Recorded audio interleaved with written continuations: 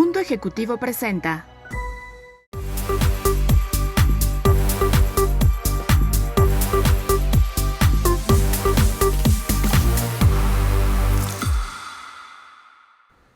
Amigos, bienvenidos una vez más a una edición más de 18 minutos, un programa sobre innovación, liderazgo, política, economía, en fin. Soy Francisco Rodríguez Aguirre, presidente de Smart Speakers, el buró más fuerte en América Latina, y me acompaña Mauricio Reynoso. Mau. Encantado Paco de compartir nuevamente un espacio contigo, 18 minutos, y con un gran invitado también, como no ha sido excepción ya en nuestra serie de programas. Hoy estamos de manteles largos, como se dice, Así es, ¿no? Alguien muy conocido que sale en varias ediciones de televisión, de radio.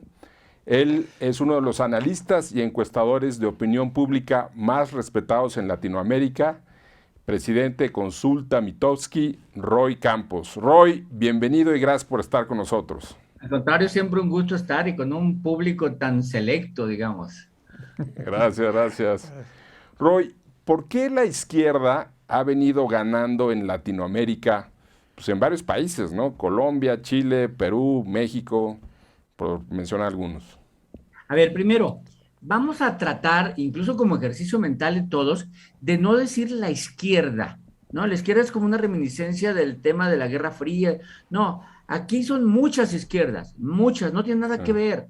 O sea, no tiene nada que ver Bolivia, Evo Morales, ¿no? Pedro Castillo en Perú, con gente que es líder estudiantil como Boric en Chile, o como un político tradicional como Alberto Fernández en Argentina, o como un exguerrillero, ¿no? Con estudios de economía, como Petro. No tiene nada que ver, nada que ver, ¿no? Una líder indígena que está peleando en Guatemala, ¿no? Telma Cabrera, nada que ver. Entonces, cuando hablemos es, cada una es izquierda y en sí es una izquierda distinta y se llaman candidatos progresistas, se llaman ellos.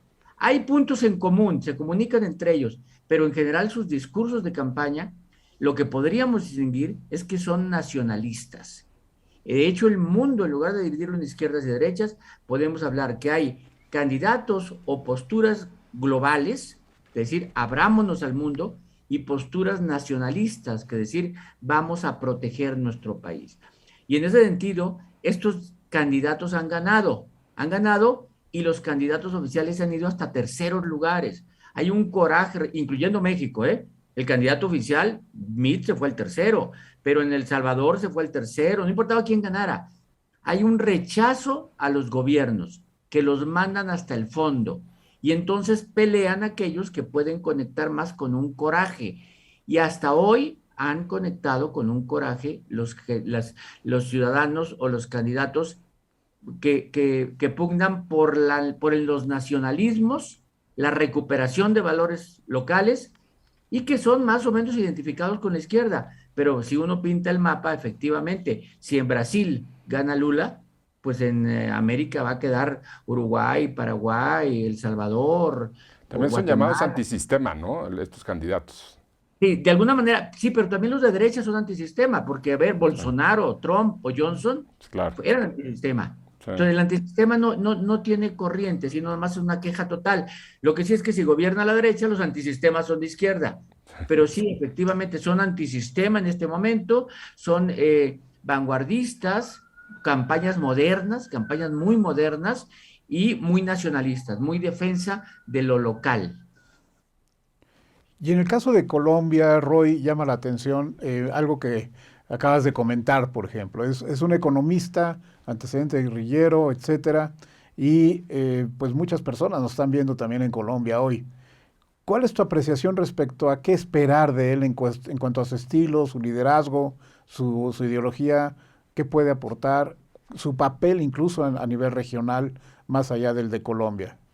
Mira, yo creo, no es su primera incursión, fue su tercera incursión para la candidatura. En la anterior perdió, se le juntaron todos en contra de esta petrofobia, se juntó y ganó Duque, y Duque fue un fracaso. Difícilmente iba a volver a ocurrir si se hubiera enfrentado con el candidato oficial, con Fico Gutiérrez. Al enfrentarse con Alfonso Hernández, se encontró con dos candidatos medio raros, los dos nuevos, los dos iba a haber un cambio, quien ganara iba a haber un cambio, pero hizo mucho mejor campaña Petro.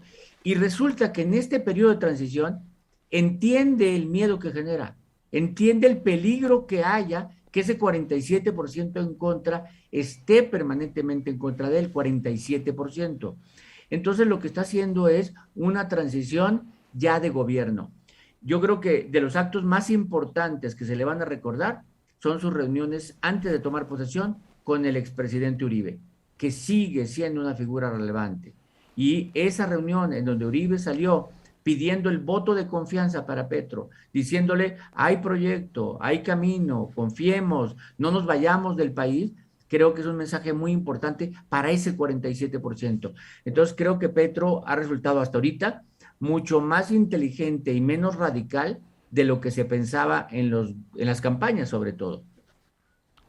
Fíjate, Ray, que otro país que llama la atención siempre había sido un país como que más de derecha, como que más exitoso, es Chile, ¿no? Y ganó Gabriel Boric. ¿Por qué se dio esto y cómo va ese gobierno? Mira, Chile siempre ha sido un ejemplo, ¿no? Es un ejemplo que siempre estaba en los primeros niveles de transparencia, en los primeros niveles de desarrollo, instituciones, hay instituciones en Chile. De repente empezó a tener problemas desde hace años, ¿no? Hoy empezó a problemas desde el gobierno de Piñera, y cuando estaba el gobierno de Piñera de derecha, hay que recordar que se han alternado derechas e izquierdas responsables, porque Bachelet, Piñera, o sea, no han sido irresponsables, desde Lagos mismo no ha sido irresponsable. Pero de repente en el gobierno de Bachelet surge un grupo estudiantil que desestabiliza el gobierno de Piñera. Y en ese grupo estudiantil aparece Boric. Y Boric no era de los principales incluso, pero hacen carrera política, llega a la Cámara de Diputados, reciente, es una campaña muy joven, pues él es el presidente más joven en este momento, y así llega al poder, sin experiencia, sin tener mucha idea de a dónde va. Afortunadamente hay instituciones, o sea, en Chile tenemos que pensar que hay instituciones y hay democracia, ¿no? Gana Boric, pero ha resultado mal por su inexperiencia, una caída impresionante de popularidad en menos de un mes, porque pues, no se le veía qué hacer, se veía novato. Bueno, recientemente él y su equipo acaban de proponer una reforma fiscal que puede dar más sustento a su idea de gobierno. No es un presidente de izquierda radical, es un estudiante, gente, bueno, es un profesionista, gente que surge de la universidad. Sus grupos de apoyo no son las bases sociales, sino son las universitarias. Entonces, eso genera alguna esperanza de que se va a rodear de gente buena, pero es inexperto, inexperto en la política, en la grilla, en los entretelones de la política. Así que Boric va a depender mucho de la asesoría que tenga. Roy, yo quisiera plantearte un par de puntos, si Paco me lo permite. Uno, regresar a algo que comentabas hace un momento que me llamó la atención respecto a Petro, el éxito de su campaña. Hizo mejor campaña, nos decías. Sí. En ese sentido, quisiera que nos compartas, desde tu punto de vista y experiencia, qué hace efectiva una campaña en los candidatos que has visto ganadores. Sería una parte. Y la segunda parte de mi pregunta, ¿qué diferencias ves y qué similitudes entre nuestro gobierno y aquellos que están triunfando en Sudamérica? A ver, primero, lo de Petro, mira, te voy a decir que podemos decir que Alfonso Hernández se equivocó. Sí es cierto, se equivocó. Abandonó la campaña. La campaña de Hernández era monotemática, solo hablaba de combatir la corrupción. O sea, era una persona mayor, alcalde de un municipio pequeño, ahí por de Bucaramanga, y no tenía realmente, tampoco estaba preparado para gobernar un país como Colombia, y solo usaba el tema de anticorrupción. Y ese sirve mucho y le sirvió para llegar a segunda vuelta, porque era un tema que a la gente le agrada, sí, pero ese sirve para atacar a los del gobierno, no para atacar a Petro. O sea, Petro no lo podía atacar en ese sentido porque no había sido gobierno para acusarlo de corrupción. Bueno, de una alcaldía, pero no había sido del gobierno federal. Bueno, en la segunda vuelta, lo que hace Petro es aprovecha la ausencia de Hernández, que abandona la campaña, la abandona, andaba por Florida o se refugió en su rancho, quién sabe qué hizo, pero el caso es que Petro le robó el tema anticorrupción. Entonces Petro también empezó a hablar de la anticorrupción y él tenía entonces la justicia social en sus manos, porque era el de izquierda que iba a repartir y a atender a los pobres, y la justicia penal también iba a combatir la corrupción de los anteriores, cuando Alfonso Hernández solamente tenía una parte, la parte de la justicia tradicional. Dejó que le robaran el tema. Y entonces Petro se posicionó bien. Además, nunca abandonó la campaña, microsegmentó, ese es el secreto de las campañas modernas, microsegmentar y hacer mensajes para cada segmentito de población, que todos se sientan incluidos en la propuesta y no hacer propuesta genérica de para los jóvenes. Los jóvenes no existen como tal, como grupo, igual que no existen las mujeres como grupo. Existen grupos de mujeres, segmentos de mujeres muy distintas unas de otras. No podemos decir ni todos los hombres son iguales, ni todos los jóvenes, ni todas las mujeres, ni todos los del norte, ni todos los indígenas. Y Petro encontró cómo microsegmentar. Ahora, ¿en qué se parece el gobierno de México a cada uno de ellos? En nada. En nada, en nada, ¿no?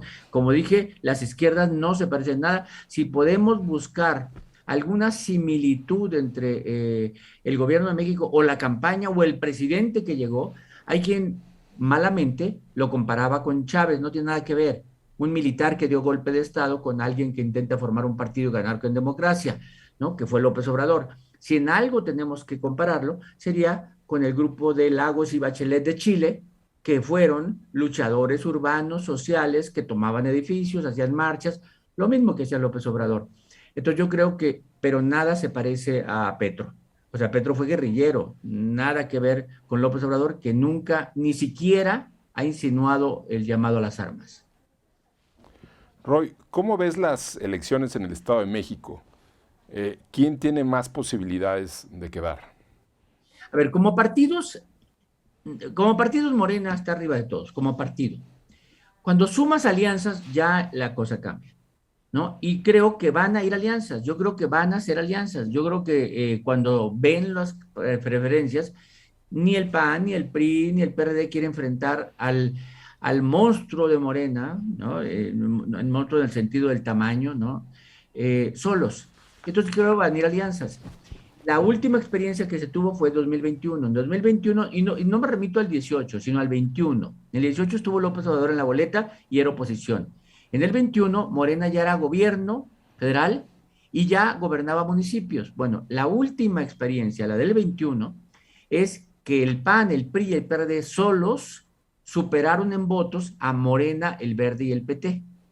Entonces, pero no por mucho, por menos de un punto.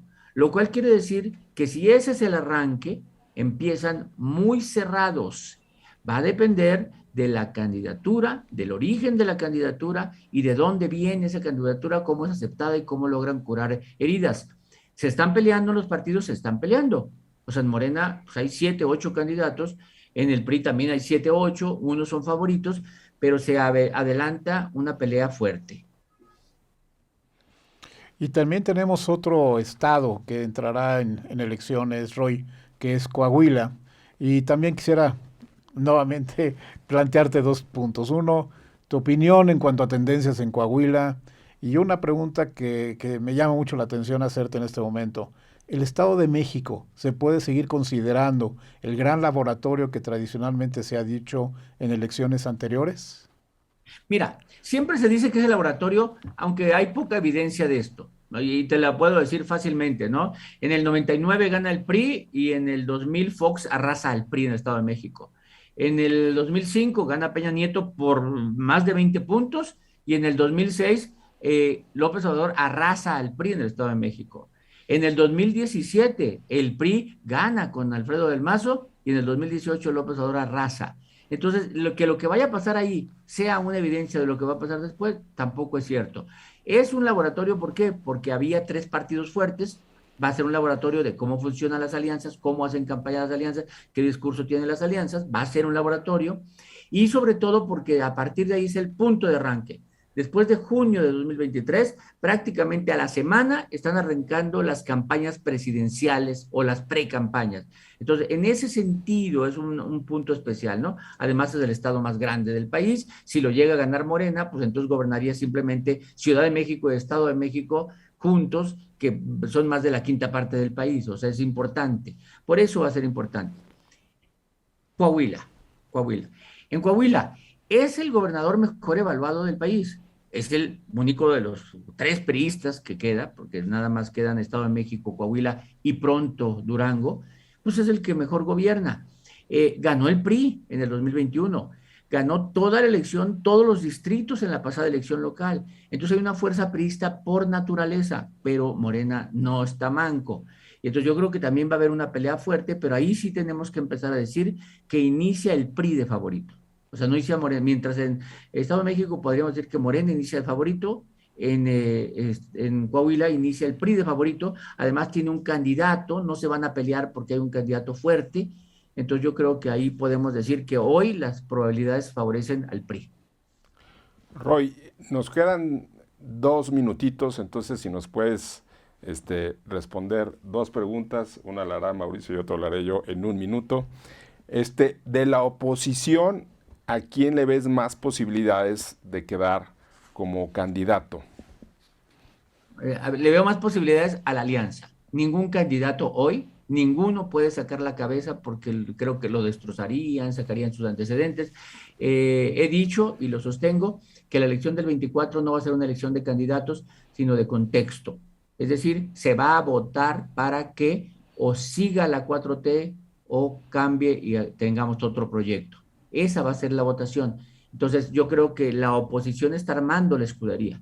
Esa escudería tiene que ver quién tiene un buen motor, quién tiene un buen chasis, quién tiene buenos mecánicos, y están armando una escudería, y luego ya verán, una vez formado el carro o los carros que vayan a competir, quién es el piloto, ¿no? Pero querer poner ahorita al piloto antes de saber en qué carro va a competir es absurdo. Entonces yo creo que en la oposición es la escudería la que importa, no el piloto. Y en el caso del actual partido oficial, Roy, ¿a quién Yo creo que consideras puntuando? Yo creo a los dos, mira, en las encuestas Marcelo y Claudia están prácticamente empatados, Marcelo Ebrard y Claudia Sheinbaum, y Adán Augusto persiguiéndolos y Monreal tratando de hacerse espacio. Pero creo que en la práctica, en el corazón del presidente, fíjate, ahora hablamos del corazón, antes hablábamos del dedo, en el corazón del presidente está 1 Claudia y 2 Adán Augusto. Claudia corriendo muchos riesgos, porque gobernar una ciudad como el Estado de México es riesgo, es crisis diario, y Adán Augusto con mucha ventaja, primero porque tiene justificación para viajar por todo el país y hablar con todo el mundo, es el secretario de Gobernación, y creo que va a crecer Adán Augusto, la decisión va dentro de más de un año, va a crecer Adán Augusto y la pelea final va a ser entre Claudia y Adán Augusto. ¿Y Marcelo? No, yo creo que Marcelo, digamos que, fíjate más, es que es el candidato de Morena más aceptado entre los que no quieren a Morena. No, así lo vamos a poner. Pero yo creo que no, yo creo que en el corazón del presidente están más cerca Claudia y Adán. Pues muchísimas gracias, Roy. Ya llegamos a los 18 minutos. Padrísimo hablar contigo. Gracias por todos los conceptos que nos diste. Y muchas gracias a todos los amigos de Mundo Ejecutivo, de La Medir y de Smart Speakers. Mauricio. Un placer haber estado contigo nuevamente, Paco. Y muchísimas gracias, Roy, por habernos acompañado. Hasta luego todos, Mauricio, Paco, hasta luego. Adiós. Hasta luego. Mundo Ejecutivo presentó